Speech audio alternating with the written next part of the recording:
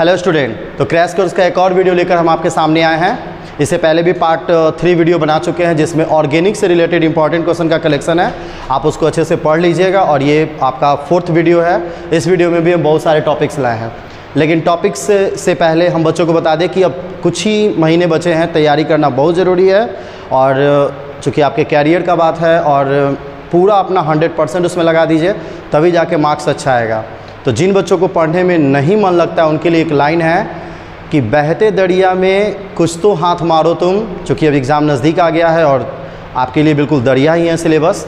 तो बहते दरिया में कुछ तो हाथ मारो तुम, जीत अगर मुमकिन ना हो तो लड़ते लड़ते हारो तुम।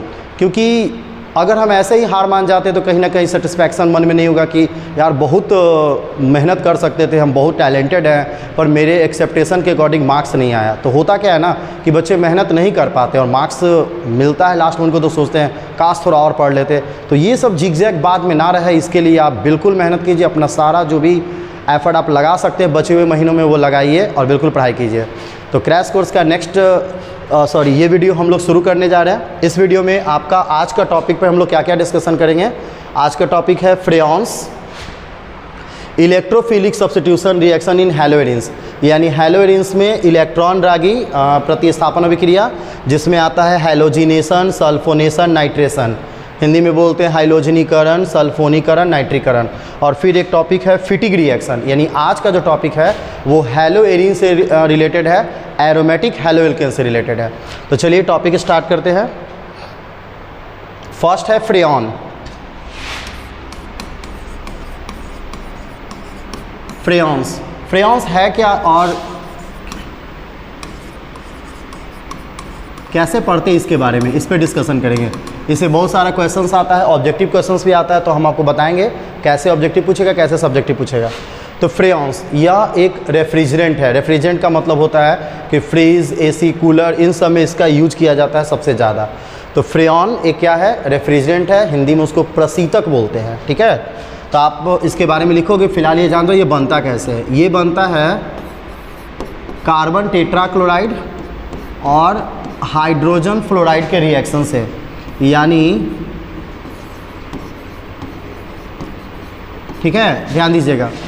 एंटीमनी ट्राइक्लोराइड के प्रेजेंटेशन में कार्बन टेट्राक्लोराइड से हाइड्रोजन फ्लोराइड की अभिक्रिया कराते हैं, तब जाके ये जो फ्लोरीन है रिप्लेस करता है क्लोरीन को और बनता है यहाँ पर CCl2F2 और ये हो जाएगा 2HCl।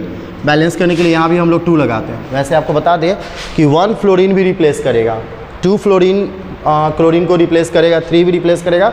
इस तरह से रिस्पेक्टिव फॉर्म में बनता है फ्रेयॉन 11, फ्रेयॉन 12, फ्रेयॉन 13, फ्रेयॉन 14, जिसमें सबसे ज़्यादा यूज होता है आपका फ्रेयॉन 12 के नाम से ये बिकता है मार्केट में। ठीक है, फ्रेयॉन 12 इसको बोलते हैं, जिसका फॉर्मूला होता है CCl2F2। ठीक है, तो ध्यान दीजिएगा क्या लिखेंगे फ्रेयॉन्स के बारे में। तो फ्रेयॉन्स के बारे में लिखेंगे कि it is a useful refrigerant, it is a useful refrigerant that named as chlorofluorocarbon and formed by the action of carbon tetrachloride and hydrogen fluoride in the presence of antimony trichloride. It give freon 12. Is that clear? That means antimony trichloride के presentation में हम लोग hydrogen fluoride को react कराते हैं किससे, CCl4 से, तो बनता है आपका फ्रेयॉन 12। हिंदी वाले बच्चे क्या लिखेंगे कि फ्रेयॉन 12 एक बहुत ही उपयोगी प्रशीतक है। इसका एक और नाम है क्लोरोफ्लोरोकार्बन। एक और नाम क्या है, क्लोरोफ्लोरोकार्बन।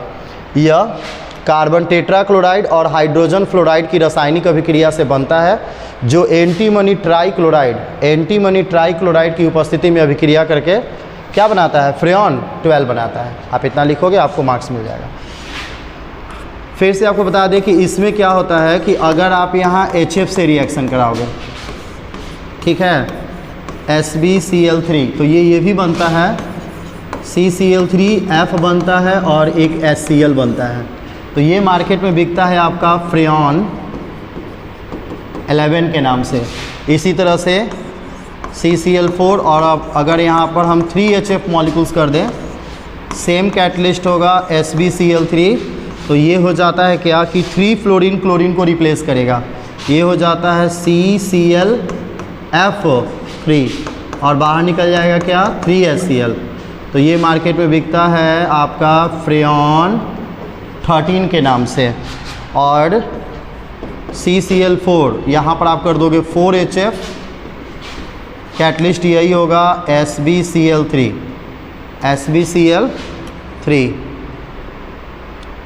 तो ध्यान देंगे यहाँ पे बन जाएगा आपका CF4 + 4HCl। ठीक है, दैट मीन्स कि जितना भी हम फ्लोरीन मॉलिक्यूल्स यहाँ पे बढ़ाएंगे हाइड्रोजन फ्लोराइड का, 2 मॉलिक्यूल्स लेंगे तो 2 क्लोरीन को रिप्लेस करेगा, 1 मॉलिक्यूल्स लेंगे तो 1 क्लोरीन को रिप्लेस करेगा, 3 मॉलिक्यूल्स लेंगे तो 3 क्लोरीन को रिप्लेस करेगा, और टोटली हम 4 मॉलिक्यूल्स यूज़ कर सकते हैं जो 4 क्लोरीन को रिप्लेस करेगा, तो बन जाएगा CCl4। ये मार्केट में बिकता है फ्रेऑन 14 के नाम से। ठीक है, तो अगर एग्ज़ाम में फ्रेऑन आता है तो हम लोग ज़्यादातर डिस्कशन करते हैं फ्रेऑन 12 का, क्योंकि ये सबसे ज़्यादा यूज होता है। ये भी आता है ऑब्जेक्टिव में कि विच इज़ द पॉपुलर फ्रेऑन या यूजफुल फ्रेऑन्स, सबसे ज़्यादा उपयोगी फ्रेऑन कौन है। ऑप्शन में आपका ये सब रहेगा 11, 12, 13 एंड 14। तो आपको क्या टिक करना होगा, 12 टिक करना होगा। ऑब्जेक्टिव क्वेश्चंस में आएंगे। ठीक है, फ्रेऑन का एक और नाम क्या बताए थे, क्लोरोफ्लोरोकार्बन। फॉर्मूला भी इसका होता है CCl2F2। बाकी फ्रेऑन्स भी आपके सामने हैं, फ्रेऑन 11, फ्रेऑन 13 एंड फ्रेऑन 14। ये सारे फ्रेऑन्स है जो यूज होता है एज अ रेफ्रिजरेंट, प्रशीतक बोलते हैं उसको हिंदी में। तो आप इसको नोट कर लोगे। ठीक है, फिर चलते हम लोग दूसरे टॉपिक्स की तरफ। दूसरा हमारा टॉपिक है इलेक्ट्रोफिलिक सब्स्टिट्यूशन रिएक्शन इन हैलोएरिन्स, यानी हैलोएरिन्स पर पॉजिटिव ग्रुप ऑफ एटम का सब्स्टिट्यूशन।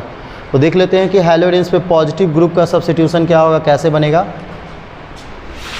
तो सेकंड हमारा है इलेक्ट्रोफिलिक सब्स्टिट्यूशन इन हैलोएरिन्स। ठीक है, यानी हैलोएरिन की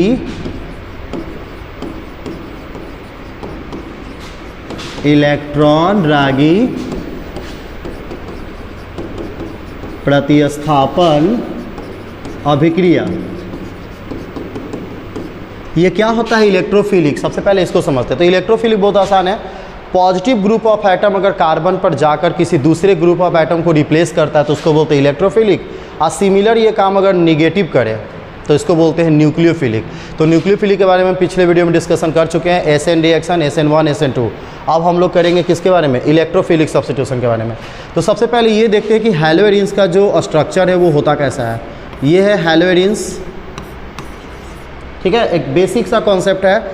ये जो है एटम कैरेक्टर का निगेटिव होता है और ये एटम उससे कनेक्टेड है तो पॉजिटिव, ये निगेटिव, पॉजिटिव, निगेटिव, पॉजिटिव और निगेटिव।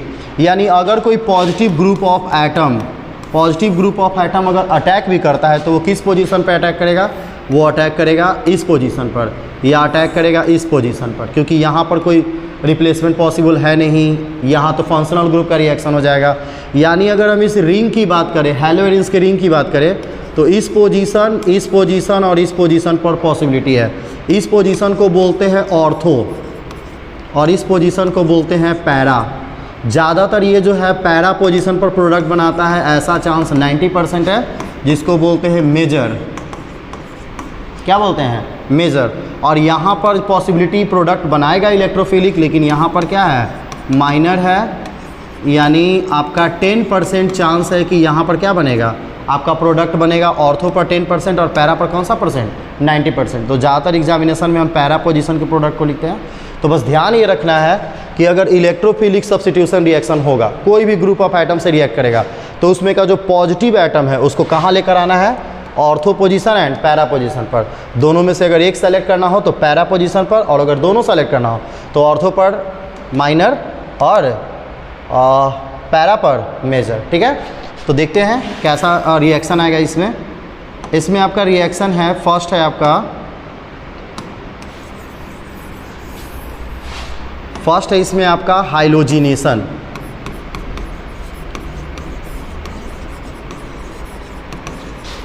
जिसको हिंदी में बोलते हैं हाइलोजनीकरण। अभिक्रिया।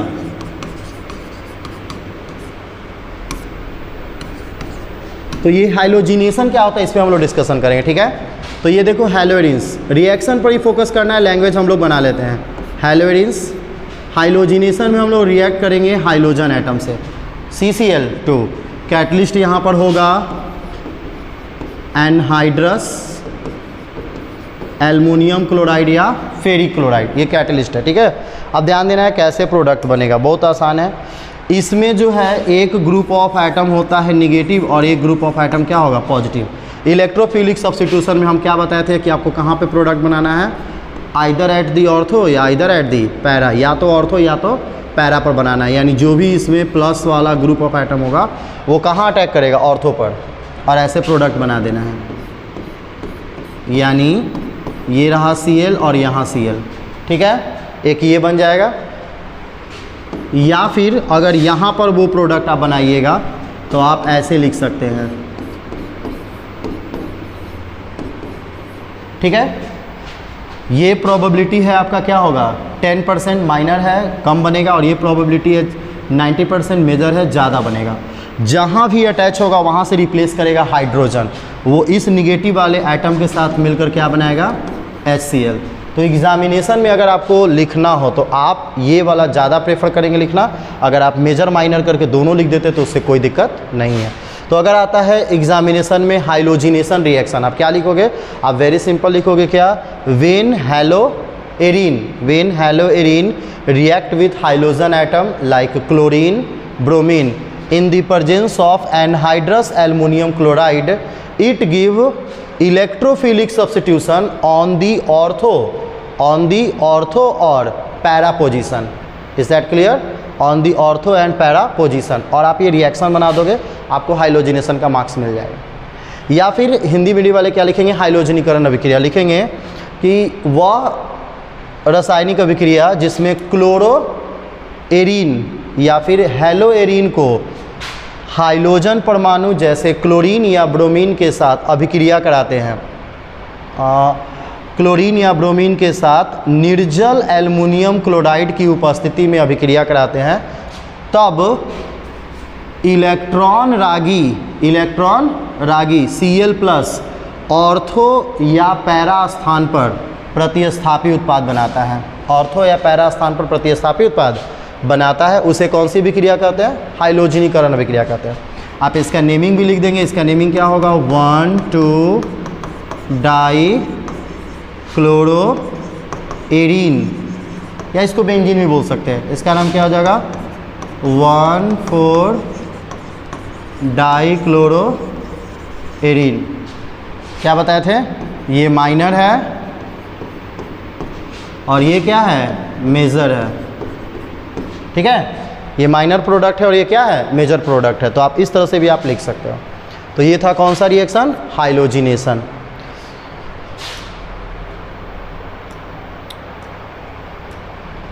हम आपको एक और बताए थे, इसमें सल्फोनेशन भी है और नाइट्रेशन भी है। अभी हम डिस्कशन करेंगे सल्फोनेशन और नाइट्रेशन पे। बी नंबर है सल्फोनेशन, हिंदी में बोलते हैं सल्फोनीकरण अभिक्रिया। सबका सब इलेक्ट्रोफिलिक है। तो सल्फोनेशन में क्या होता है, हम लोग हैलोएरीन्स लेंगे, बिल्कुल ध्यान रखना है इस पोजीशन पे, ऑर्थो एंड पैरा। सल्फोनेशन में हम लोग किससे रिएक्ट कराते हैं, सल्फ्यूरिक एसिड से, H2SO4, और ये होगा कंसनट्रेटेड फॉर्म में, हिंदी में कहे तो सांद्र फॉर्म में होगा ये, ठीक है। यहाँ पर कैटलिस्ट के तौर पर इसमें मिलाया जाता है SO3, यानी एक तरह से ये ओलियम का मिक्सचर है, ठीक है। आपको बता दें कि H2SO4, अच्छा यहाँ पे आप कंसनट्रेटेड HNO3 भी ले सकते हैं, यानी कंसनट्रेटेड HNO3, ये ज़्यादा बेटर होगा, ठीक है। तो आप concentrated HNO3 as a catalyst लेंगे, क्योंकि ये माइनर अमाउंट होता है, ज़्यादातर ये होता है, ठीक है। सल्फोनेशन जब भी आप करेंगे तो आपको ध्यान रखना है कि इसमें पॉजिटिव और निगेटिव ग्रुप कौन है। तो हम आपको एक ट्रिक बताते हैं, जब भी इस तरह का सॉल्यूशन होगा आपको क्या करना है, OH ग्रुप जो है वो बाहर कर देना है।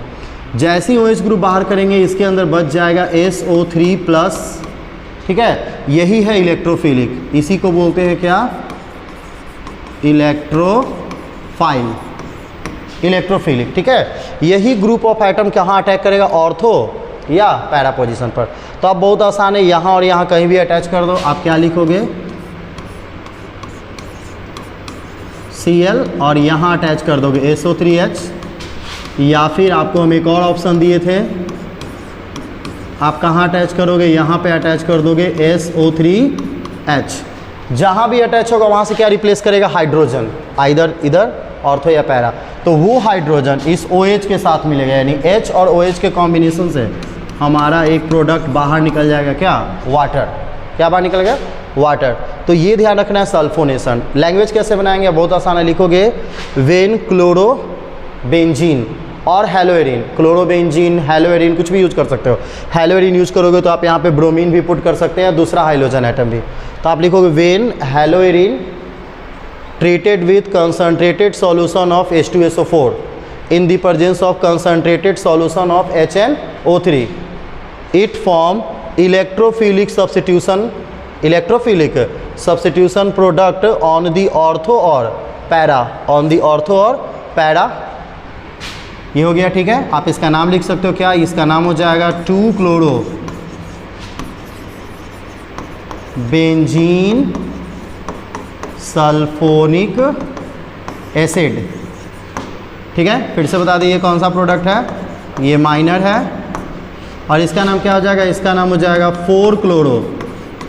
याद रखिएगा यहाँ से काउंटिंग होगा क्योंकि ये सफिक्स ग्रुप है, 1 2 3 4, 4-क्लोरो, और क्या हो जाएगा इसका नाम, बेंजीन सल्फोनिक एसिड।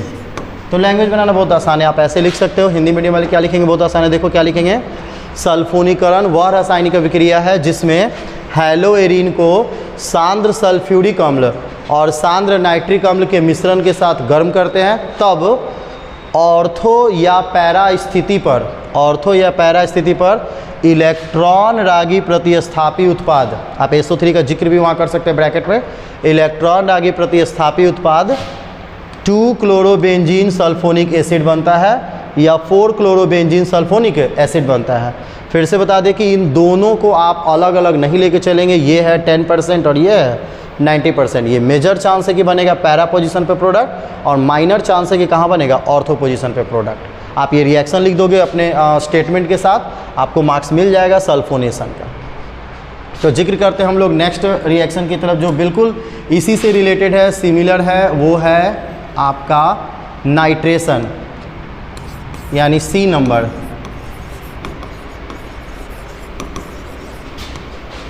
इन हिंदी उसको क्या बोलते हैं, नाइट्रीकरण, नाइट्रेशन। ठीक है, अब देख लेते हैं नाइट्रेशन की बात कर रहे हैं। देखो नाइट्रेशन बहुत आसान है, क्या करेंगे, आप ध्यान रखेंगे कहाँ, ऑर्थो एंड पैरा पे। रिएक्ट करेंगे किसके साथ, कंसंट्रेटेड HNO3 के साथ। ठीक है, कैटलिस्ट कौन होगा,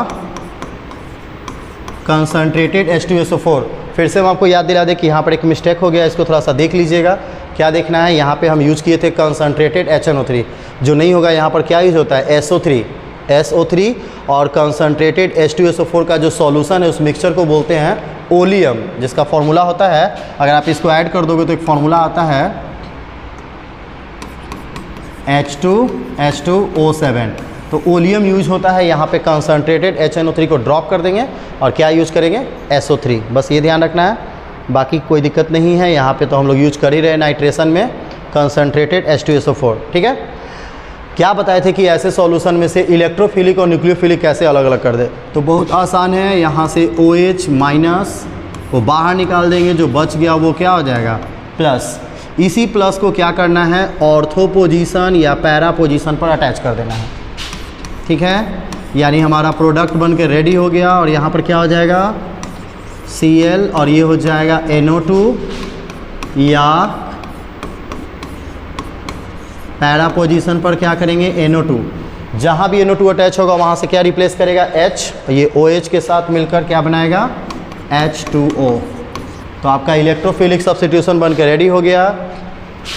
ठीक है, इसको बोल सकते हैं क्या, 1-क्लोरो 2-नाइट्रो क्या, बेंजीन, 1 क्लोरो 2 नाइट्रोबेंजीन, या इसको क्या बोलेंगे 1 क्लोरो 4 नाइट्रोबेंजीन। इसको एरीन भी बोल सकते हैं, यानी 1 क्लोरो 2 नाइट्रो एरीन भी बोल सकते हैं। ठीक है, बहुत सारे स्टूडेंट इसको ऐसे भी बोल सकते हैं क्या, कि आप यहाँ से वैल्यू अगर दोगे काउंटिंग का तो आप इसको बोल सकते हो ओ, ऑर्थो पोजीशन को ओ से इंडिकेट करते हैं, आप इसको बोल सकते हो ओ नाइट्रो क्लोरोबेंजीन या पी नाइट्रो क्लोरोबेंजीन। लो लिख ही देते हैं, आप इसको बोल सकते हो ओ नाइट्रो, क्या बोल सकते हैं, क्लोरोबेंजीन। ठीक है, या इसको क्या बोलेंगे P nitro chlorobenzene, P nitro chlorobenzene. तो ये एक अलग नेम है, नॉलेज के लिए बता रहे, एग्जामिनेशन में वहाँ ज़्यादा लिखना नहीं है, वहाँ आपको टू द टॉपिक डिस्कशन करना है, बात खत्म। जैसे अगर आता है नाइट्रेशन, आएगा व्हाट इज नाइट्रेशन, तो आप क्या लिखोगे, nitration is a chemical process where haloarene treated with concentrated solution of HNO3 and concentrated solution of H2SO4, it give electrophile NO2 plus, bracket में लिख देना, electrophile product on the ortho and para, on the ortho and para. ये chemical reaction लिखोगे, with name लिखोगे, आपको marks मिल जाएगा। ठीक है, या हिंदी मीडियम वाले बच्चे क्या लिखेंगे कि नाइट्रीकरण वह रासायनिक अभिक्रिया है जिसमें हेलोएरीन को सांद्र नाइट्रिक अम्ल और सांद्र सल्फ्यूरिक अम्ल के मिश्रण के साथ क्या करते हैं, गर्म करते हैं, तब इलेक्ट्रोफाइल समूह NO2 प्लस ऑर्थो और पैरा स्थान पर क्या करता है, प्रतिस्थापी उत्पाद बनाता है। उस प्रतिस्थापी उत्पाद का नाम लिखेंगे, रिएक्शन लिखेंगे, आपको पूरा मार्क्स मिल जाएगा। तो ये था all about nitration of haloarenes. फिर हम लोग देखते हैं कि अब कौन सा टॉपिक रह गया था। हाँ, हमारे सामने एक और टॉपिक रह गया है, फिटिग रिएक्शन। फिटिग रिएक्शन हेलोएरीन से रिलेटेड है, काफ़ी बार पूछा हुआ है, तो अब हम लोग इस पर डिस्कशन करते हैं। क्या होता है फिटिग रिएक्शन?